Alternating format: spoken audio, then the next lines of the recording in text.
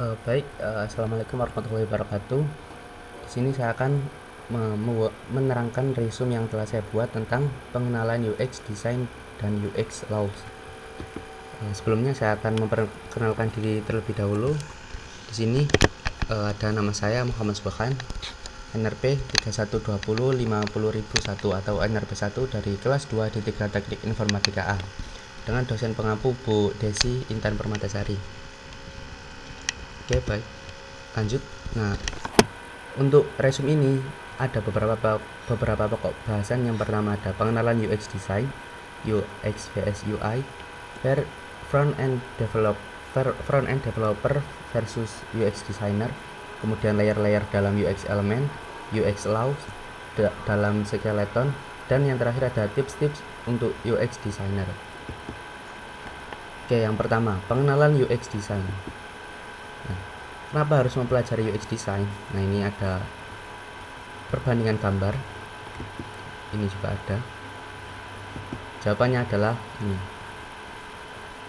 Jika kita mempelajari UX design, kita tidak hanya memberikan kritik seperti ini, namun kita juga memberikan kritik serta saran yang membangun serta untuk membuat si developer itu menjadi lebih baik gitu. Nah, jika kita tidak mempelajari UX design, itu kita akan berpendapat melalui insting. Nah, ini. Jika kita sudah mempelajari UX design, kita akan berpendapat melalui ilmiah atau sains gitu. Jadi pendapat kita itu berupa kritik dan saran, tidak hanya kritik saja seperti ini gitu. Kemudian, nah ini ada alasan lain kenapa harus mempelajari UX design. Yang kedua itu ada ruang lingkup UX. Nah, UX sendiri itu tergabung dalam 3 elemen utama dari produk, yaitu bisnis, manusia, dan teknologi. Dan UX itu masuk ke dalam 3 komponen elemen itu. Jadi jika kita ingin membuat bisnis dengan manusia dan teknologi yang bagus, itu kita harus mempelajari UX design. Nah, lanjut ini. Alasan lain untuk mempelajari UX design yaitu dalam produk yang kita buat itu tidak boleh hanya mementingkan fungsionalitas saja, tapi komponen lain ditinggalkan itu tidak boleh. Jadi harus semua komponen itu digunakan, mulai dari enjoyable, usable, reliable, dan fungsional. Jadi jika kita mempelajari UX design itu kita akan bisa memenuhi semua komponen dari minimum viable produk ini tanpa meninggalkan satupun. Nah, ini ada penjelasan lebih lanjut. Developer harus menguasai UX design karena target kualitas produk bukanlah hanya tentang fungsionalitasnya, namun juga tentang kemampuan produk tersebut untuk memberikan experience yang baik kepada pengguna. Nah, lanjut ke pokok bahasan kedua, yaitu UX versus UI. Nah, ini kan sudah sering sekali ya, biasanya UX atau UI UX itu saling berkaitan gitu namanya. Nah, namun itu merupakan 2 hal yang berbeda gitu. Kalau UI sendiri itu merupakan elemen dari UX, dan UX sendiri itu yang menopang adanya UI. Nah, seperti digambarkan dalam skema iceberg ini. Di atas itu bagian UI, kemudian yang bawah itu UX. Nah, jika di logika S yang di atas ini ada beruangnya itu tidak bisa timbul tanpa adanya ini penopangnya gitu. Nah, maka dari itu tadi sudah disebutkan bahwa UI termasuk dari komponen UX seperti itu. Nah, ini penjelasan lebih lanjutnya. UI merupakan bagian dari UX. UI hanya berfokus pada estetika, kemudian UX mencakup experience secara umum gitu. Nah, ini jika di dalam diagram minimum viable product, UI itu berperan di bagian enjoyable, kemudian UX itu berperan di fungsionalitas, reliable, dan usable gitu.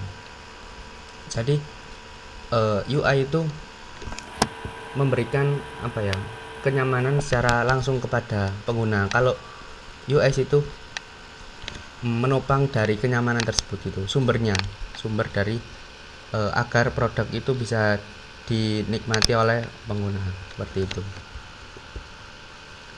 Kemudian lanjut ke pokok bahasan ketiga, yaitu front end developer vs UI UX designer. Nah, ini ada beberapa poin perbandingan antara front end developer dengan UI UX designer.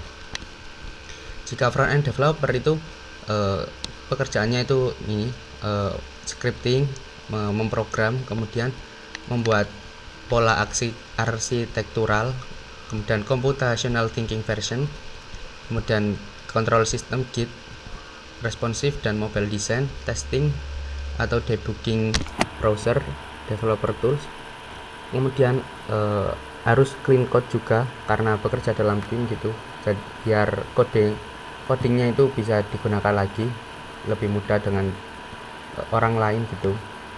Nah, kemudian untuk UI UX designer itu pekerjaannya seperti ini, melakukan user research, empathy mapping, gestalt principles, usability heuristic, interaction cost, Fitts law, Miller's law, color psychology dan font psychology dan each other gitu.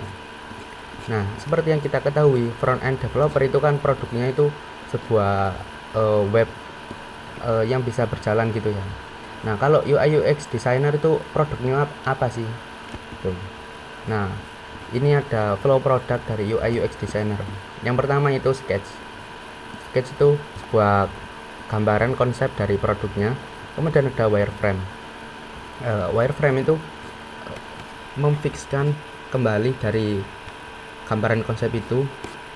Kemudian masuk ke mockup. Mockup itu membuat visual grafik dan konten dari produk tersebut. Kemudian masuk ke prototype. Prototype itu bagian lebih detail yang mempresentasikan dari produknya. Nah, jadi bisa disimpulkan bahwa front end tidak bisa bekerja tanpa adanya UI UX designer gitu.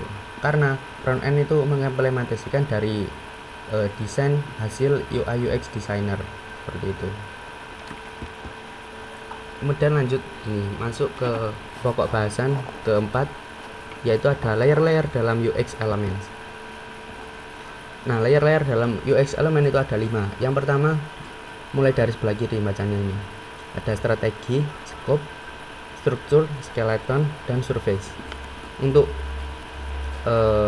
layer strategi yaitu layer yang paling awal sendiri, mulai dari aspek bisnis dan pengguna. Jadi kita melakukan stakeholder interview, melakukan analisis kompetitor, lean canvas, dan sebagainya. Kemudian masuk ke scope, ke layer scope. Layer scope itu kita mulai mengimplementasikan fitur dan konten dari hasil dari hasil layer strategi tadi, yaitu membuat ide, membuat functional recruitment, content recruitment, affinity diagram, kemudian prioritization matrix dan sebagainya itu. Kemudian masuk ke layer struktur. Nah, layer struktur itu kita mulai kayak membuat struktur dari ide dan ide produk tersebut itu. Nah, yaitu ada user flow, storyboard, information architecture, dan sebagainya ini. Kemudian lanjut ke layer skeleton. Layer skeleton itu kita mulai menerapkan hukum-hukum UX di sini, yang dimana itu kita harus memenuhinya hukum-hukum tersebut agar produk kita itu bisa berinteraksi baik dengan pengguna. Nah, yang pertama yaitu interaction cost-nya, kemudian hukum Miller's law, Hicks law, Fitts law, gestalt principle, usability heuristic, projection, micro UX, wireflow, dan sebagainya. Setelah memenuhi beberapa hukum tadi, itu masuk ke layer surface ini, layer yang paling akhir, yaitu layer estetika gitu. Jadi setelah sesuai hukum UX agar bisa berinteraksi, agar produknya bisa berinteraksi dengan pengguna lebih baik, itu masuk ke estetika yang menyuguhkan desain dan keindahan dari produk tersebut. Nah, di sini aspeknya ada color psychology, mood boarding, 60-30 rule, dan desaturated color, dan font psychology gitu. Jadi ini agar pengguna itu lebih betah dalam menggunakan produk kita gitu. Nah, kemudian masuk ke UX law dalam layer skeleton. Nah, ada 5 bagian dari UX law, yaitu information load, waypoint, information display, gestalt principles, usability heuristic. Nah, yang pertama information load. Information load itu ada beberapa hukum di sini. Occam Razor.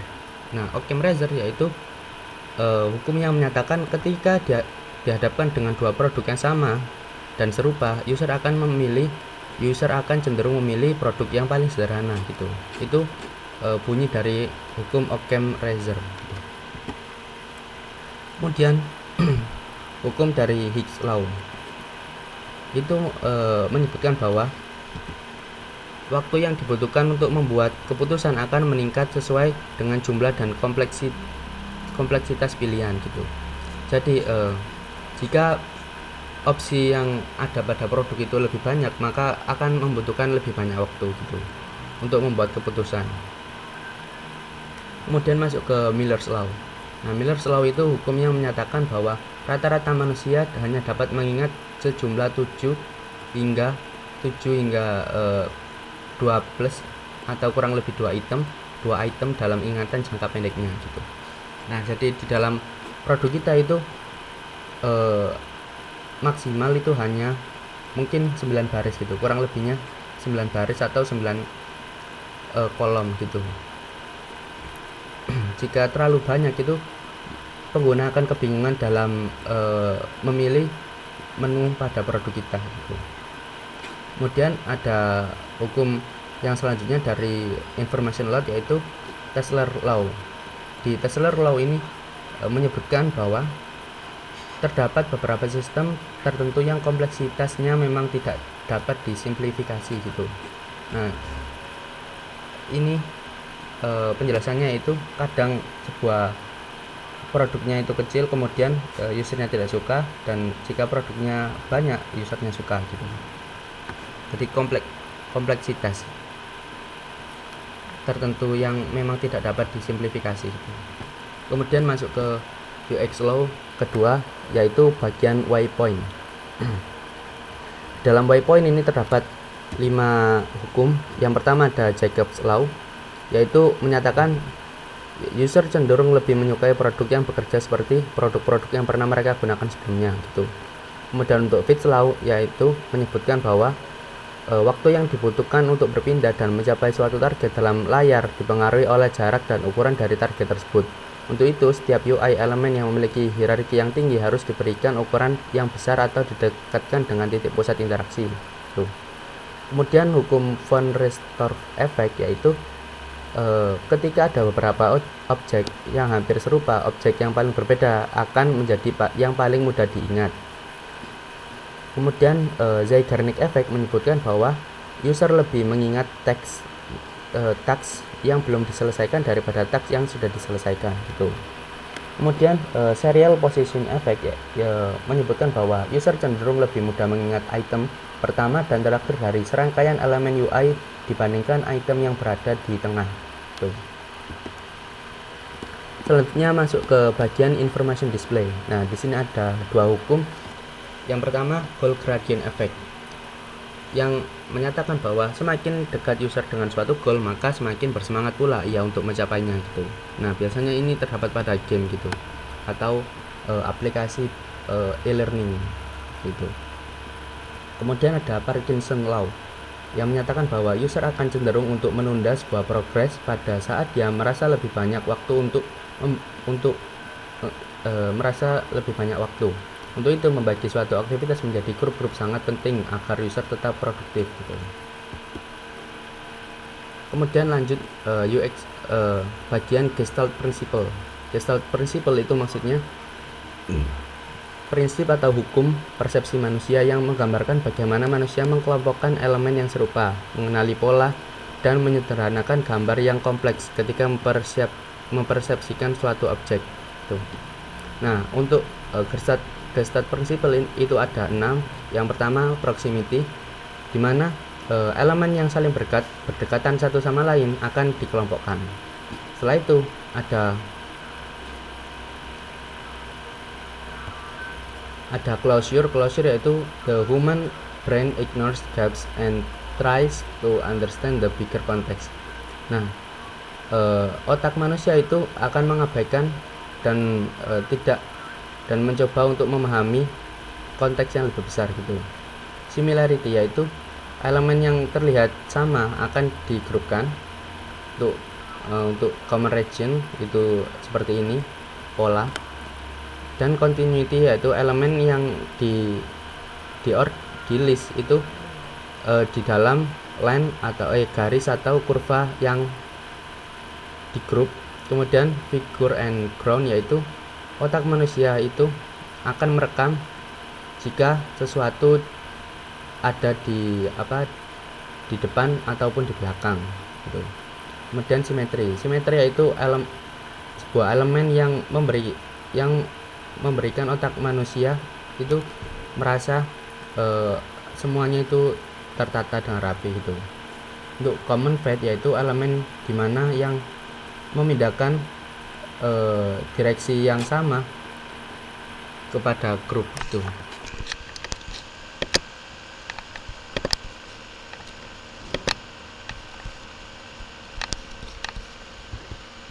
Lanjut ini untuk usability heuristic dimana metode untuk menganalisa suatu objek agar memberikan kemudahan dalam penggunaan untuk dapat mencapai tujuan. Nah, untuk usability heuristic itu ada ini 10 poin. Visibility of system status, kemudian membandingkan antara sistem dan dunia nyata, kemudian user control and freedom dan consistency and standard, error prevention, recognition rather than recall, flexibility and efficient of use, aesthetic and minimalist design, help user recognize, diagnose, and recover from error, kemudian help and documentation. Itu ada beberapa 10 poin tentang usability heuristic di UX Law. Nah, yang terakhir ini tips-tips untuk UX designer. Yang pertama, semakin lincah timmu, maka penguasaan konsep UX dalam tim semakin dibutuhkan. Kedua, kerjakan UX secara incremental dan iteratif, tidak semua hukum harus diterapkan di awal iterasi gitu. Kemudian yang ketiga yaitu UX designer harus pandai adaptasi dan berkompromi. Dan yang keempat yaitu ilmu dan experience harus ditumbuhkan secara merata. Seperti itu untuk tips-tips untuk UX designer. Sekian, terima kasih. Kurang lebihnya mohon maaf. Assalamualaikum warahmatullahi wabarakatuh.